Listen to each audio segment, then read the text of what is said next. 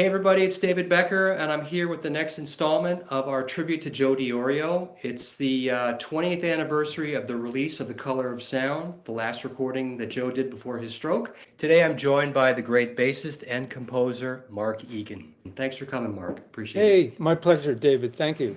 Thanks for So, having me.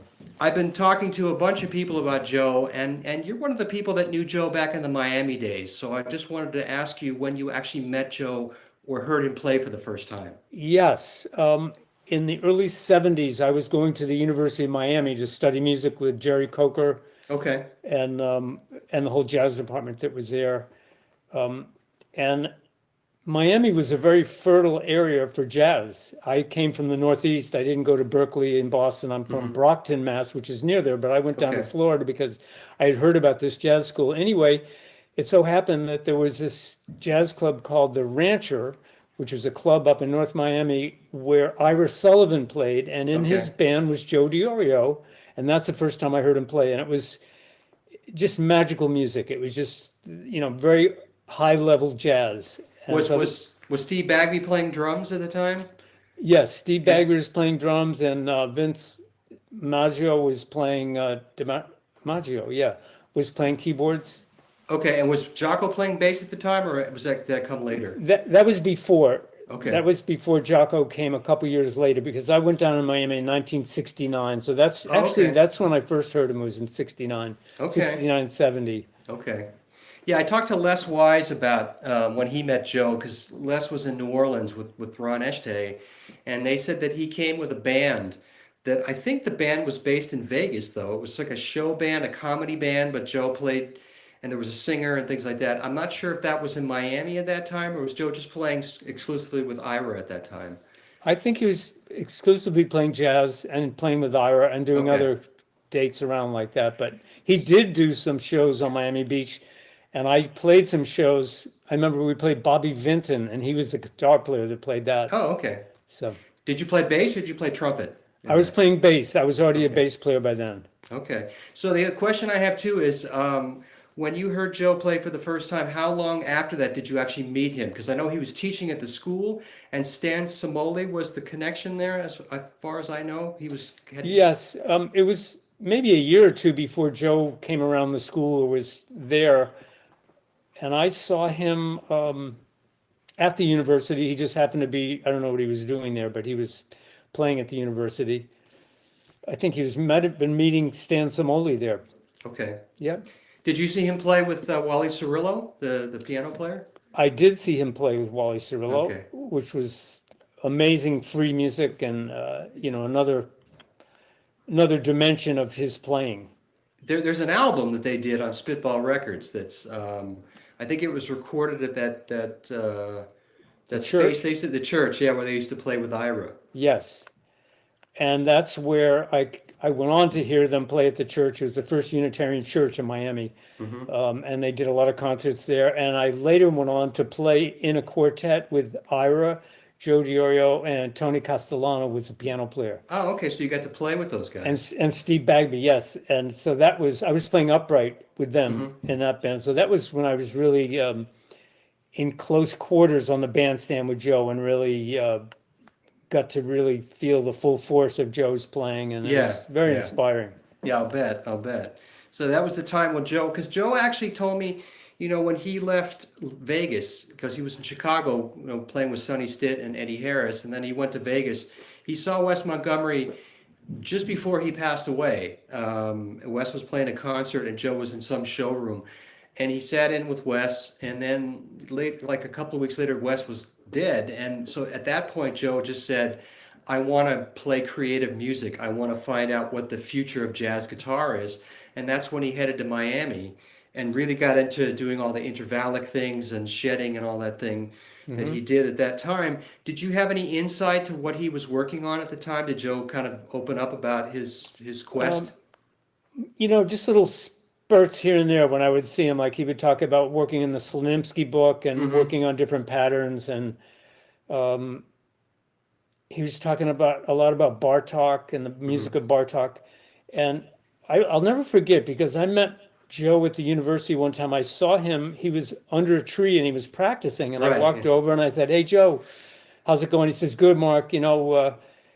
Sometimes I just play right hand only. And he was talking about the Right. importance of just playing string crossing or Right. just getting the right hand together. And it made so Right. much sense. And it's something that has stuck with me until now. And it's something that I teach whenever I get together with people Mm-hmm. that, to coach or whatever, the importance of the right hand and the independence and the sound of that. And, he would spend hours just playing these right hand string crossing and attack the way Mm-hmm. that he would play. So Yeah, I mean, that, Joe was a stickler with his right hand. I mean, he had, in fact, later on in life, he actually studied the right hand for classical technique because he never really used the fingers as much.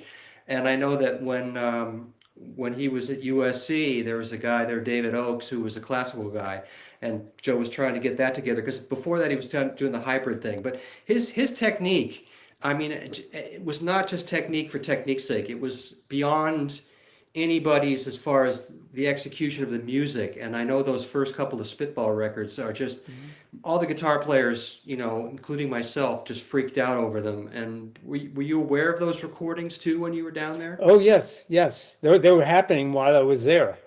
And I went to some of those concerts. I'm not sure if I went to the ones that recorded, Hmm. but I do remember Joe saying sometimes he'd say, "Well, Mark, sometimes I'll get a new idea and I'll work on it, but I won't play it for a year or two after Hmm.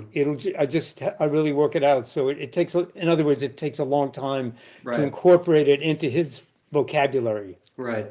Well, Joe told me that about the Skleminski book. When he was in Chicago, all the guys like Sonny Stitt and Eddie Harris said that's the book, and he bought it, and he told me, he goes, I couldn't make heads or tails out of it, but he said one night before he went to a gig, he pulled it off the shelf, and there was one little excerpt that he understood how it functioned musically and how he could use it on the gig. And I think a lot of the things that he was developing at that time were things that he just would implement over a period of time because you can hear the evolution of how Joe became Joe. Hmm. And also the early, I don't know if are you familiar with the early recordings with Eddie Harris, like the Exodus of Jazz? Did you know that record? I know of it and I've heard it, but I Okay. haven't heard it in a long time. Yes. Yeah. If you listen to Joe play on that title track, it sounds like Joe Diorio. I mean, he's swinging his ass off.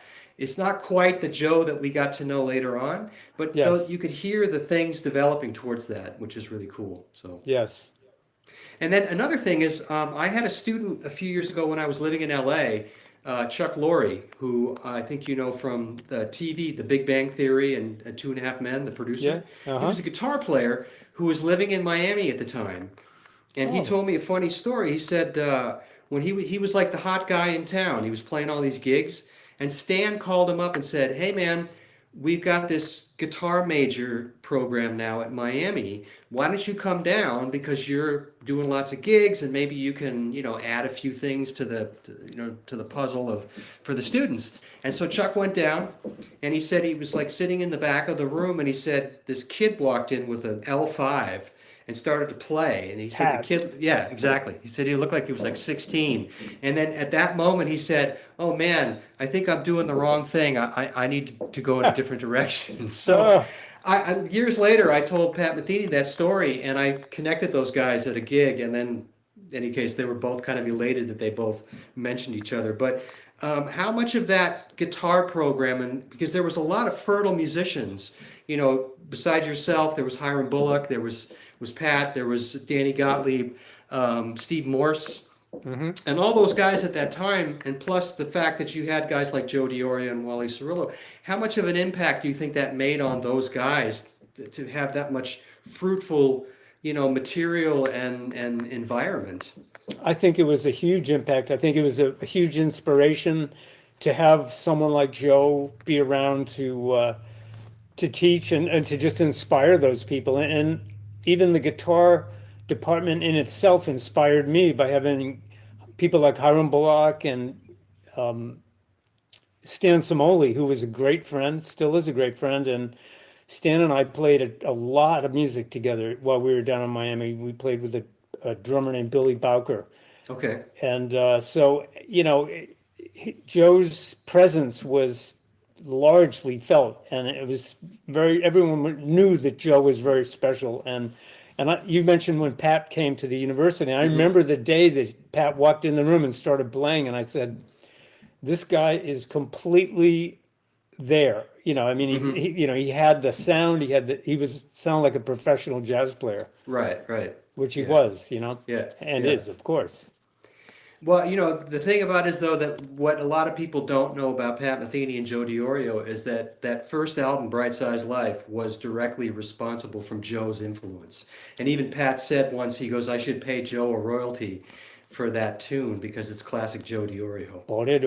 Yeah. That's a Joe lick, or Yes. a Joe Yeah. line, I should say. It's not a Yeah. lick, but No, yeah, it's a Joe absolutely. line. Yeah. It's But funny because that book, Intervallic Designs, if you know that one that he wrote later on in California, a lot of guys like Steve Lynch from Autograph, he played in his that famous solo in that hit that they had in the '80s, Turn Up the Radio. He plays something directly out of that book.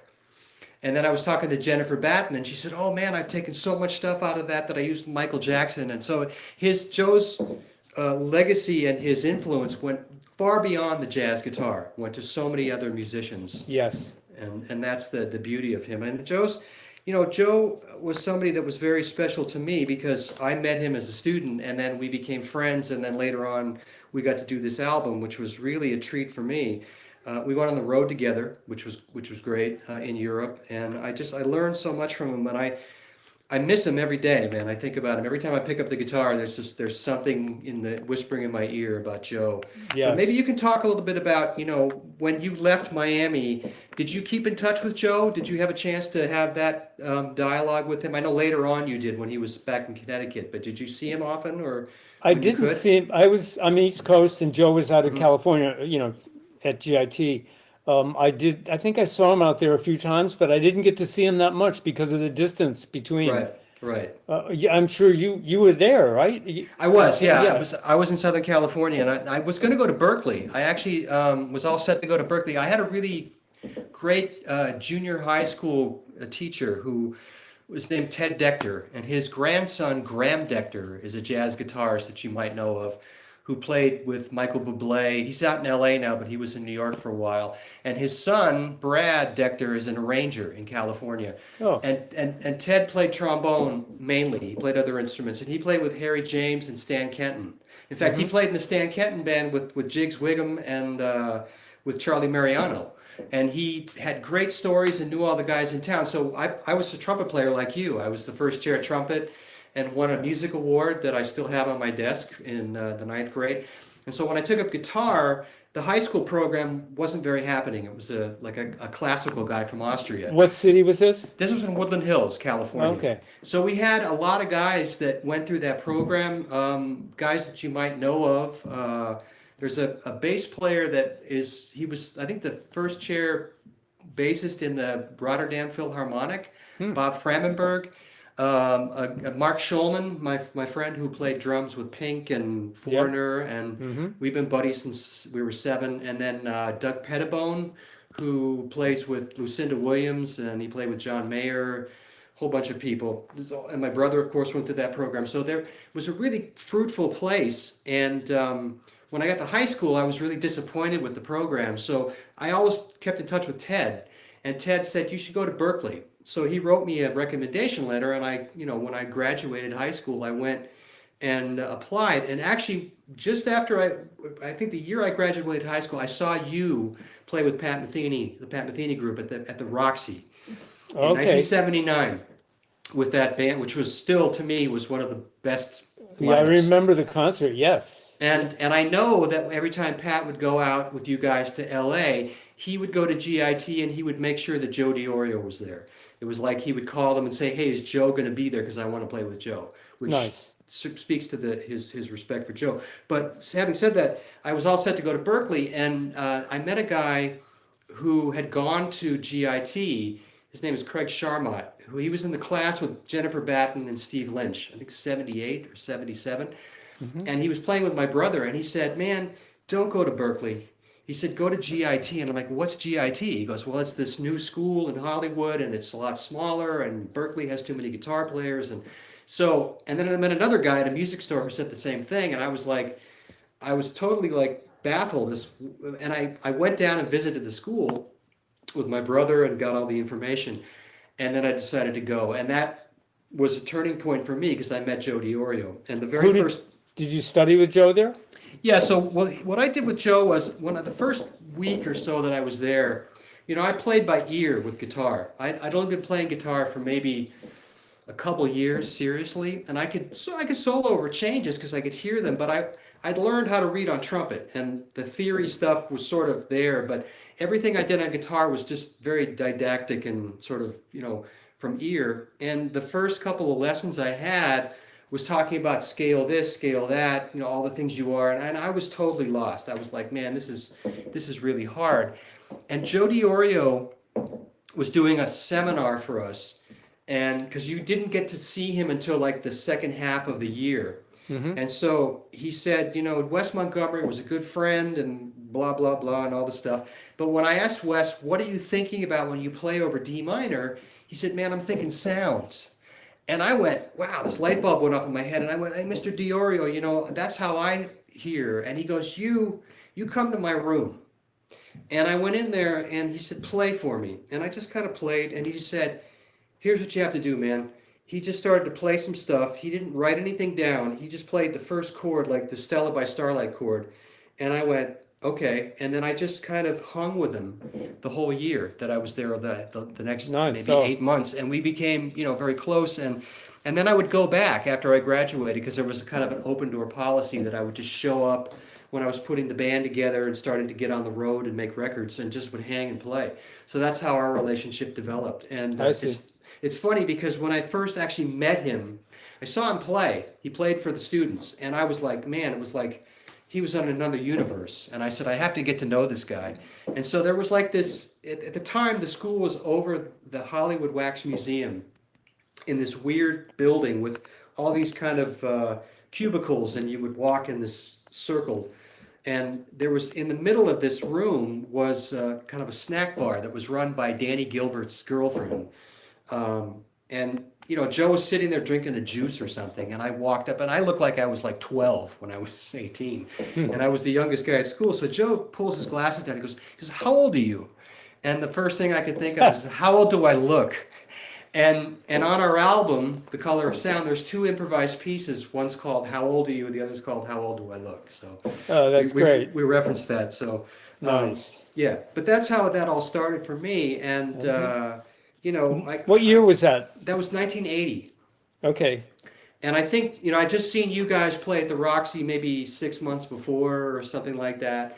So there was a lot of things happening, and I knew. When I saw the Pat Metheny group, I knew that Pat knew Joe, and I knew that, they had hung out in Miami. Oh, yeah. And I knew there was a connection. So, and actually there's another guy too that you might have known at Miami was Paul LaRose. Do you know that? Yes. Yeah, Paul LaRose, yeah. Paul came out to LA. I think he came because Joe invited him out to teach at GIT, or at least got him the gig. Good guy, great guy, Paul LaRose. I love Paul. Yeah, he passed away sadly from ALS, but he was the guy who took over the guitar department at USC. Oh, okay. And he brought Joe over to USC.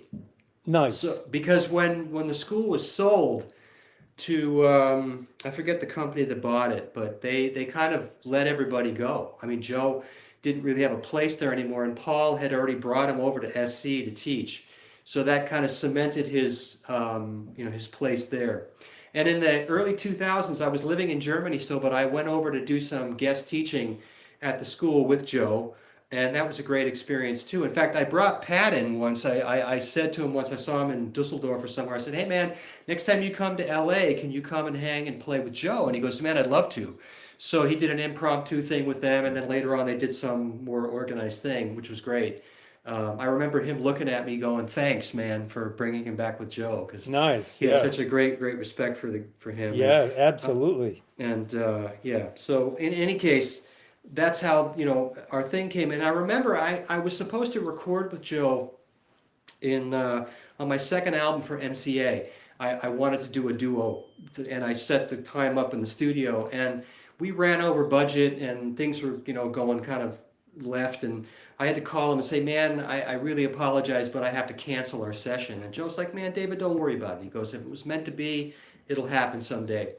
And I kind of gave up on the idea of that. But in '99, through Richard Smith, who ran the department at USC, he said, we want to get more into Europe, and I'd love for you to do some things with Joe over in Germany and wherever else. So I put this tour together where Joe and I actually went on the road, and we played in England and Switzerland and Germany and Austria Nice. and all these places. And we Which did, venues did you do? Where'd you play, for instance? well, in London, we played a place called the Bull's Head, which is in Barnes. And I remember the guitar player that set it up for us was a guy by the name of Charles. What was Charles' last name? He was the editor of Jazzwise magazine, if you probably know that Yeah, magazine. yeah. And Charles Alexander, and he helped put together that gig and also a couple of workshops. And Trevor Tompkins played with us and on drums, and Jeff Nice. Klein, and it was great. It was the first time Joe ever played in the UK. And Really? yeah, he'd never Oh. played in the UK. And then we did a bunch of gigs in Germany at a bunch of clubs and some little theaters. Nice. We did it's a funny story. We did a workshop in Switzerland, in Zurich, at this school. Maybe you had been there. It's called ACM. I don't think it's there anymore. I think I did. And I called the guy up and I said, "Hey, I'm going to be here with Joe Diorio, and I'd love to, book a workshop." And he goes, "Man, I'd love to have Joe Diorio," but he goes, "Nobody will come." And I said, "What do you mean?" He goes, "Well, I just had Michael Brecker, and only 6 guys showed up for Michael Brecker." And I Wow. said, "Well," I said, let me see if I can get USC to, cover the costs." And so I called them and I said, "Can you guys?" And they were kind of underwriting the tour, so they said, "Sure, we'll cover whatever it is." And I called them and I said, "Listen, USC will cover everything. All you have to do is get a hotel for us, and we'll be there." And so we got there, and we literally walked in the room, and there was 50 guitar players. I just said, I told Yeah, you. So yeah. that shows, the fact that Joe had never been to Switzerland. But these guys drove from all over the country, and it was really great. So we had a great time. Wow.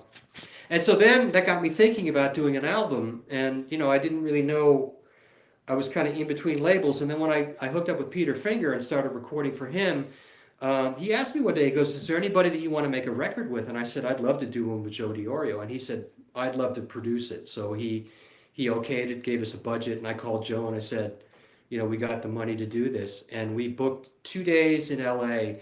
And I wrote some pieces and we did a bunch of improvised things. But we had literally 6 or 8 hours of music that we recorded. And it Wow. was very relaxed. And it was like we were just having a conversation.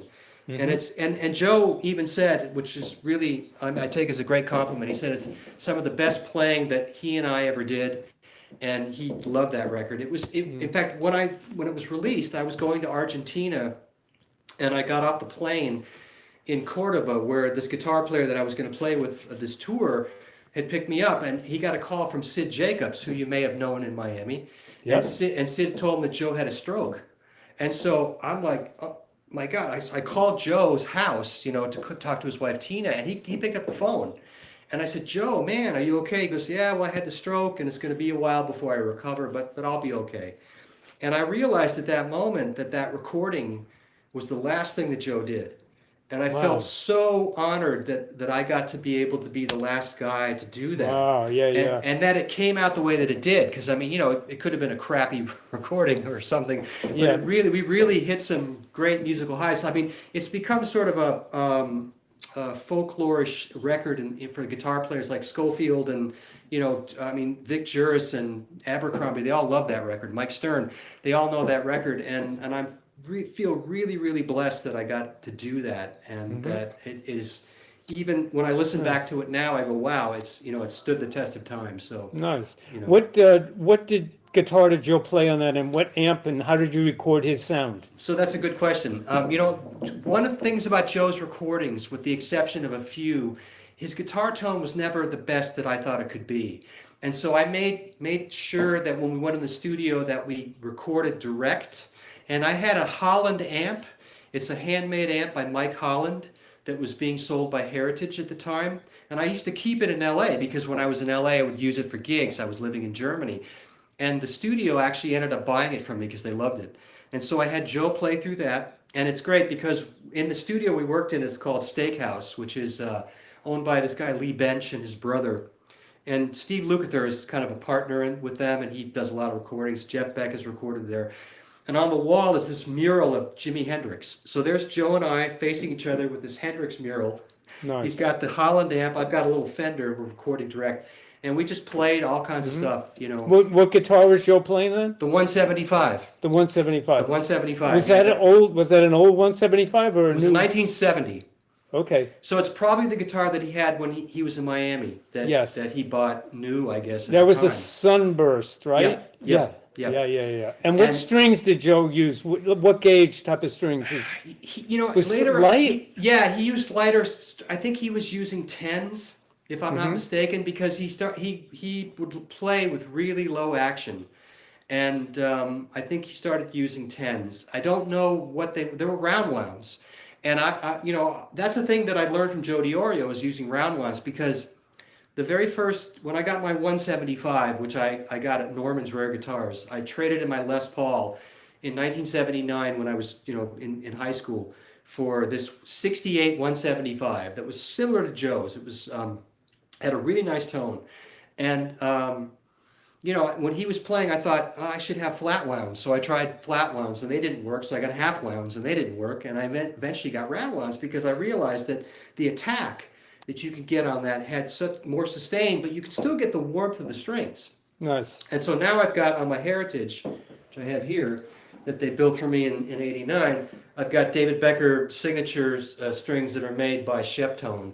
but they're round wounds. And this is a wound G. Joe, So is that a 175 style? yeah, Yeah. it's the Heritage version. It's 3 inches deep. It's a little different. I've got Single pickup, right? yeah, but it's actually I've got two pickups. I have a piezo here in the bridge, I see. so which I use a lot to get sort of acoustic sounds, and I get some weird, you know, percussion sounds on it. And I utilize that a lot with Joe on the record because we went from, you know, we played some standards, but we never talked about what we were going to do. I wrote a couple pieces, the title track, a waltz for Lavinia, and a blues head, which became Blues for Brother Brew, which my brother did some brushes on. But we just played, and there's actually a really cool piece at the very end, which we were doing some sort of droney stuff that became a piece that we called Reflections of India. I was playing a 9-string, which was a 12-string with the top strings just as single strings. And Joe was doing his 175, and we did that. And then Joe's like, "Hey, David, let's do this similar thing, but we'll do it a little slower." And we did this thing that was just so beautiful that when I listened back to it, you know how sometimes you can hear things that are not there, and I Yeah. heard these really lush synth kind of orchestral pads just going on behind what Joe and I were doing. In your And I head. and I put them down as an overdub. On And a it's the- keyboard? yeah, on a keyboard. And it's Uh-huh. the last piece on the record, and I called it In a Minute. Mm-hmm. And when Joe passed away, I mean, that was the thing I put online was because it has, and Joe's, you have to really listen to Joe. He's doing a lot of droning stuff, but it's just so beautiful, man. It's like, I always had this feeling like when Joe passes on to the next place, that will be the piece that I will remember him by out of Nice, all the yeah. things that we did. So, Yeah, you know, beautiful. yeah. Yeah. Man, you were in Nice. touch with Joe later on too, weren't you? When he was in Waterbury, I think you visited him a couple times. I visited him once or twice, yes. Okay. And just we hung out a long time and had dinner at the Italian restaurant that was near his Yeah. house, and Yeah. we just played. You know, I was asking him different things about improvising and ways to play over an altered dominant chord. Basically, I was curious about how to free myself from that, and that ended up just talking about life and spirituality, and I actually got a whole notebook from that one time that Oh, I that's got great. together with him, you know. That's great. Yeah. The last time I saw Joe at his house, I made it a point to go there because the time before that, I'd flown in from Switzerland and I was so tired that I literally got to the house. We went to that Italian restaurant, had dinner, and then I came back and I played for him a little bit. But I said, Joe, I'm just falling out of my shoes, man. But I'll come back. And I came and I spent, I think, 6 hours with him in the living room. Yeah. And we just talked, and I didn't record it because it was so personal, but I made a little video that I posted for everybody to say hi to Joe. And then we had dinner together. And I'll never forget, you know, Joe just looked at me when we were having dinner at that table in the kitchen, and he said, David, you know, I've never had a friend like you. And I just want to tell you that. And I was like, wow. That meant so Nice. much to me, and Beautiful. yeah, and then during the pandemic, we were talking on the phone pretty much every day. Nice. And he helped me. I wrote a book called, and I'll send it to you. It's called Etudes You Can Use. They're all open triads of these shorter etudes that just kind of wrote themselves. And I would write a new one, and I would call Joe and say, "Hey, Joe, check this one out, man." He goes, "Oh, that's great. You got to write that down." So I had Nice. 25 of them, and I was hoping to see him before he passed. But my wife Lori and I were driving through Waterbury, and he was so, I mean, he was, when he had dialysis, he would get so down that he just didn't have any energy. And that was the day that he had that. And I called him and I said, "Man, we're like 10 minutes from your house." He goes, "David," he goes, "don't take it personally, but I don't even have any energy to get off the couch." Yeah. And I said, "That's okay, Joe. You know, we're going to drop something at your door." So we did. Right. And then when he was Right. in the hospital, I was talking to him every day, and my wife and I were selling our house in LA, and I told him, I said, "I'm going to call you tomorrow," and I missed that call because we got involved in an open house thing, and I knew that it was going to be the dialysis day, so I didn't call him, and then the next day I got a phone call from his student Chris, and telling me he passed away, so, you know. But I did Wow. have a chance to talk to him before, just to, tell him I loved him and Yeah. all that, so.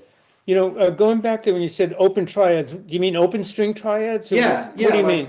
Well, okay, so a lot of the stuff that Joe worked on was all that stuff where you would take the triad, that kind of thing.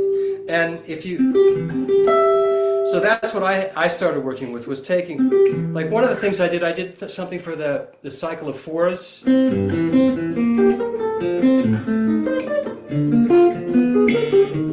That kind of thing. So inversion, an open inverted. Yeah, yeah. You're spreading out the open triad. I got you. Joe called them, what did he call them? Dispersed triads, which I use that phrase too. So you can hear the voice lead in them.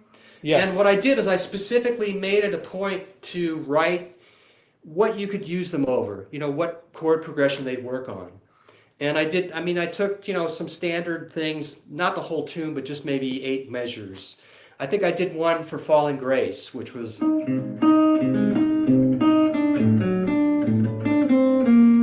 Yes. So you get an idea, and for me it was just, obviously it was something to do during the pandemic, but it was also just exploring a lot of things that I learned from Joe. Yeah.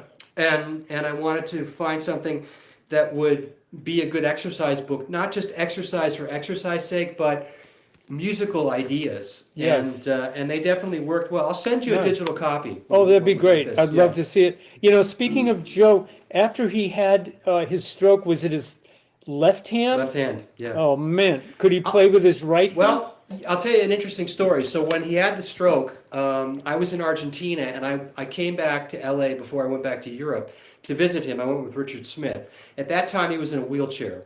But his wife, Tina, told me the therapist said, "Hold the guitar.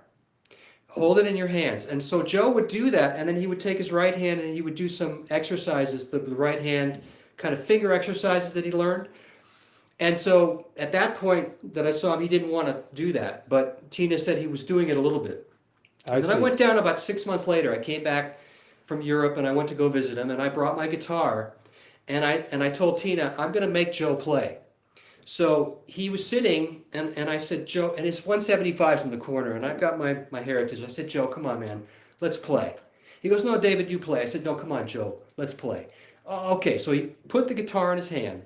Now this hand could barely do anything, but he just went on there and he played Stella by Starlight, and it was Joe Diorio. And I just was like, I realized that, it's not the physicality, it's the guy. Yeah, the music never left him, yeah. And he just, and he actually, I think he was able to play somewhat. And I know that he went and we did his 80th birthday, you and I and Gene Berticini, but Yes. I know like a couple of years before they did a tribute something, and they invited Joe with his student Chris, and he actually got up on stage and played. So I don't know how much he played, but he could maneuver a little bit.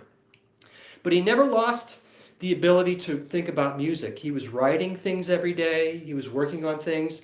And actually he told me that the Color of Sound was kind of therapy, because he would listen to it every day.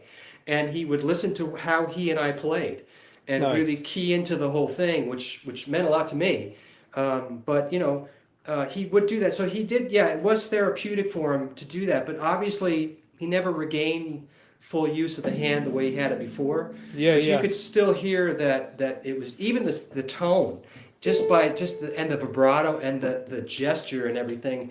I got I got goose pimples Yeah. looking at him doing it. Like, man, it just was one of those moments. There's a similar thing that I saw when Rick Beato interviewed Keith Jarrett, and Keith was playing with one hand. I don't know if you've seen that, but it's the Yes, same yes, feel. yes. I told Rick that. I sent him a message and said, "Hey, man, that reminded me of when I was hanging with Joe," because you realize that it's not this, it's this, and Right. whatever it takes to get the note out. However you do that, Yeah. So that's I'm curious, you knew Joe so well. Did Joe talk about, or do you know much about when he first started to play guitar and how he played when he was young? I mean, he wasn't in a yeah. rock band, No, no, right? no. Joe started off. His uncle played guitar. Oh, And I so the see. Italians, they played mandolin and guitar. And he studied with Vincent Bradice, I'm not sure how you pronounce his name, and he was the guy locally in Connecticut. But his uncle showed him a lot of stuff. So he really learned to have a really strong right hand, He grew up in Connecticut. yeah, in Waterbury. Okay. So now he was in Waterbury, and he told me a funny story. So when he was like a teenager, they were like getting into playing jazz, and there was an older saxophone player that was on the scene, and they were kind of hanging out in the corner one night, and the guy he yelled out the window, goes, "Hey man, you guys practicing your fobliola triplets?" And Joe was like, "What's a fobliola triplet?" "Fobliola, fobliola." And so Joe thought that was a real term. And so he would talk about the fobliolas, the fobliola, And That's so, funny. yeah, and so he started to play around town, and I think he got into a band that went on the road. And they Playing jazz. playing jazz, and they got as far as Chicago, and then the band broke up. Wow. And then So that Joe, would have been what year? Like in the 40s? No, no, he would 50s. 50s, maybe late 50s, I think, because Joe was born in 36. Okay. So, and he recorded with Eddie Harris in 61. He was 26 on that first recording, and that was his very first recording date. So he had to come to Chicago in late 50s. And it's funny because he said, he lived in like the south side of Chicago, and he got to know all the blues and jazz musicians, and he started to build a name for himself, and Right. somehow wound up playing with Eddie Harris and Sonny Stitt. Right. Who that's a great gig to have. And Ira Sullivan, and then he met him down in Florida. Yeah, exactly. He met Ira there, and then they reconnected in Florida. And I'm not sure. It may have been Ira that invited him to come to Miami, because I never asked Joe about that. What made him go? But I think it was that Ira was down like pruning trees and digging the sun and all that he thought it would be a better place to go. But in Chicago, he would play gigs, and then Wes Montgomery would come to town, and every time Wes would show up, he'd come to see Joe. And Joe was like, one night he just got the nerve to walk up to him to introduce himself, and Wes is like, "Man, I've been watching you. I love the way you play." And it's interesting because there's an interview of Wes that you can find on YouTube from some jazz show in like 1967 or 66. The guy says, "Are there any young guitar players that you've heard that you think are up and coming?" And he goes, "Yeah." He goes, "Joe Diorio from Chicago. You heard of him?" Wow, that's funny. And yeah. Now, who were Joe's first idols on guitar? Did he talk about that? I think probably the guys of the day, whoever was around, Tal Farlow maybe, and some of the guys that, maybe Barney Kessel and Herb Ellis. Joe, the guitar player, the other Joe. Joe Pass. Yeah, Joe Pass. Yeah, he knew Joe Pass. He knew him from Chicago. Did he study his stuff? It sounds like he was influenced by Joe Pass to me. It's interesting because Joe and Joe played together a lot in L.A. And I saw them play together. I think to a certain degree, I think Wes was probably one of the bigger guys that he really admired. And obviously Joe was more influenced by saxophone players. He loved Charlie Parker and Miles Davis and John Coltrane. I mean, he would practice playing, Charlie Parker lines. And that's the one thing that Tim Lurch and I talked about, is that most people don't realize that Joe Diorio is a phenomenal bebop guitarist. He can bebop with the best of them, and he has the phrasing, and he has the things that, the slurs and the fobliolas that most guitar players miss. And that's the thing that he got from Charlie Parker. And obviously with Sonny Stitt and Eddie Harris and Ira, a lot of that rubbed off on him as well. I don't think he was, that much into guitar. He told me a story that when he was in Vienna in, I think, 94 or something, he went to go play at that school that Les Wise had opened up, the American Institute of Music, which I ended up teaching at for a bit. Jim Hall was there.